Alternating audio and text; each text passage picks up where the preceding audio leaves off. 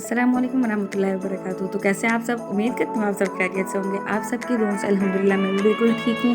और आज के दिन का आगाज़ हम कर रहे हैं अपने डेली रूटीन से, यानी कि हर माँ की, हर औरत की सुबह से शाम तक की क्या रूटीन होती है वो शेयर करूँगी। आज क्योंकि कोई ख़ास रेसिपी नहीं थी तो मैं आज आपको अपने घर की रूटीन शेयर करूँगी सुबह से शाम तक की इंशाल्लाह ताला। यहाँ देखें जी, सुबह सुबह रूम का हाल।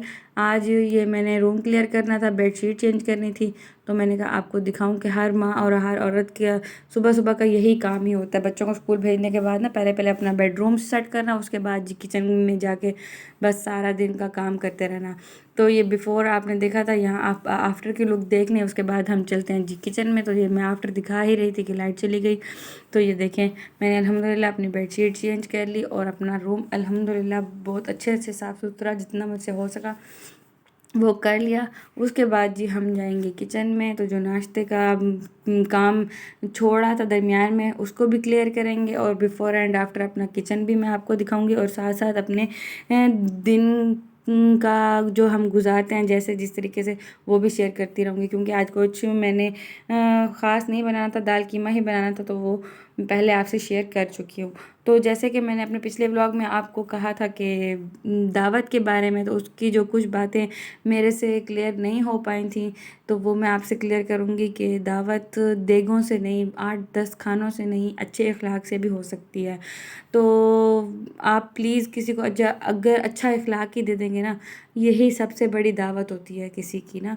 तो मैंने उस दिन आपको दिखाया था कि हमने आधी ग्रॉसरी मेट्रो से की थी, तो आधी ग्रॉसरी जो है ना हम हुसैना के बाज़ार से करते हैं, भाई भाई किराना स्टोर से। तो वो होती हैं दाल चावल घी और क्या कहते हैं ऑयल। तो वो मैं आपको दिखाना भूल गई थी, तो मैंने आज वो वाला क्लिप भी शूट किया, तो आप वो भी देख लीजिएगा कि मैंने वहाँ से क्यों दाल चावल नहीं लेते। इसलिए कि हमें शुरू से आदत है कि हम दाल चावल जो है ना वो इसी भाई भाई किराना स्टोर से पहले दिन से ही लेते रहे हैं। तो वो हमें किसी और जगह से ऐसा लगता है सूट ही नहीं करता, या शायद पकाने का तरीका ही नहीं आता। तो जब से हम यहाँ से लेने लगे हैं ना, हमें कहीं कहीं और के पसंद ही नहीं आते। अल्हम्दुलिल्लाह ये देखें हमारी ग्रॉसरी कंप्लीट हो चुकी थी। मैंने कहा मैं आपको ज़रूर दिखाऊंगी कि उस दिन वो जो बोरी सी आपके पास सामने पड़ी थी ना उसमें क्या था। तो ये दोपहर का खाना मैं बना रही थी बच्चों के लिए, तो ये तो सारा कुछ चलता ही रहेगा। तो एक अच्छा इखलाक, अच्छे तरीके से किसी से बात कर लेना, किसी की दिलजोई कर लेना, किसी को तसल्ली दे देना, किसी से प्यार से बात कर लेना, ये भी दावत में शुमार होता है। देखें, जब कोई हमारे घर चल कर आता है ना तो वो किसी ना किसी मकसद के लिए, या ख़ास तौर पे अपना घर जब कोई छोड़ कर निकलता है ना, तो ये नहीं सोचता कि हम आगे जाएंगे तो सामने वाला हमें कैसे रिस्पॉन्स करेगा। हमेशा वो अच्छे ही रिस्पॉन्स की उम्मीद रख रहा होता है। तो जब हम अगर उसके रिस्पॉन्स के मुताबिक उतरेंगे, हम उसके रिस्पॉन्स यानी कि उसकी सोच के मुताबिक हम उसको उससे अच्छे इखलाक दे देंगे ना, आप यकीन करें सामने वाले का दिल खुशी से मुतमईन हो जाएगा कि मेरा घर से निकलना यानी कि एक काम आ गया। मेरा अपना घर छोड़कर आपके लिए आना एक फ़ायदेमंद साबित हुआ। तो किसी को आज के दौर में तसल्ली दे देना या अच्छे एक तरीके से बात कर लेना, ये भी बहुत बड़ी बात है। ये भी एक दावत में शुमार है। यानी कि जैसे हम किसी को तबलीग की दावत दे देते हैं, ज़रूरी नहीं हर चीज़ खाने में शामिल है। तबलीग की दावत, अच्छे तरीके से बोलना, किसी का दिल रखना, किसी का मान रखना, ये भी बहुत बड़ी चीज़ होती है। ये भी दावत में ही शामिल हो जाता है। तो मैं आपसे कल यही कहना चाहती थी कि ज़रूरी नहीं है कि हम देगें पकाएँ, 10-8 खाने बनाएँ, जब ये लवाज़मात इकट्ठे होंगे तभी दावत होगी, नहीं। आपने जो भी घर में बनाया होगा ना, अगर किसी को अच्छे तरीके से, प्यार से, इखलास से खिला देंगे ना, आप यकीन करें ये बड़ी दावत से अच्छी दावत होगी, और अल्लाह पाक भी इसी में ज़्यादा खुश होंगे। ज़रूरी नहीं है कि हम फ़िज़ूल खर्ची करेंगे, किसी को दिखावा करेंगे तो तब जाके हमारी दावत कंप्लीट होगी, ऐसा नहीं है। लेकिन देखें, फिर भी मेहमान जो है ना वो हमारे लिए वैसे ही सुख का बायस होगा, जैसे कि मैंने आपको बताया था पिछले व्लॉग में, कि वो हमारे लिए रहमतों का सबब बनेगा, हमारे रिस्क में इजाफ़ा भी करेगा और हमारी बलाएं भी अपने साथ लेकर जाएगा। तो इस बात को आप ज़हन में रखते हुए ना ऐसा अमल ज़रूर करें। आप अपनी ज़िंदगी में तब्दीली महसूस करेंगे। जब आप तब्दीली महसूस करेंगे तो आप अपनी दुआओं में मुझे ज़रूर याद रखेंगे। तो ये देखें, मैंने आपको जैसे कि बताया, आज सिर्फ हमने ना ये चूरी एक नई रेसिपी है जो मैंने बनाई थी। हर कोई बनाता होगा उम्मीद करती हूँ, लेकिन अगर जिसने नहीं बनाई तो वो एक बार ये ज़रूर ट्राई करें।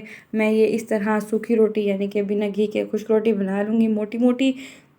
उसके बाद जी इसके मैं ऐसे छोटे छोटे लुकमे बना लूँगी।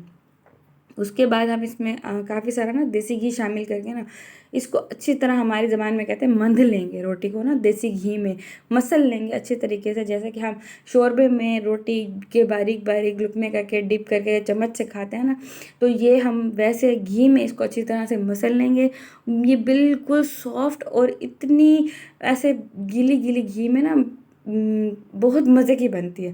आप यकीन करें, जब ये इसमें अच्छी तरह मसली जाएगी, फिर हम इसमें थोड़ी सी काली मिर्चें और चीनी अपनी ज़रूरत के मुताबिक, रोटी के मुताबिक आप देखेंगे कि कितनी ज़रूरत है उतनी हम चीनी इसमें शामिल कर देंगे। तो आप यकीन करें, जब हम इसको चावलों की तरह हाथ के साथ लुकमा बना के खाएंगे, ये बहुत मज़े की लगती है, बहुत ही मज़े की। और इसको अगर कभी आप चाय के साथ खाएं तो ये और भी ज़्यादा मज़े की लगेगी। यहाँ देखें, मुझे थोड़ा सा घी कम लगा तो मैंने इस पर थोड़ा सा घी और डाल के इसको रेडी कर लिया, और ये यकीन जाने बहुत मज़े की लगी थी। कमज़ोर लोगों के लिए, बच्चों के लिए ये बहुत ही फ़ायदेमंद है, और बुज़ुर्ग भी इसको बहुत शौक़ से खाते हैं, क्योंकि उनके दांत नहीं होते ना, तो वो शौक़ से और बहुत मज़े से खाते हैं। जिनके घर शुगर है तो वो चीनी का इस्तेमाल कम करें और इसमें नमक काली मिर्च डाल दें, तो भी बहुत मज़े की लगती है ये।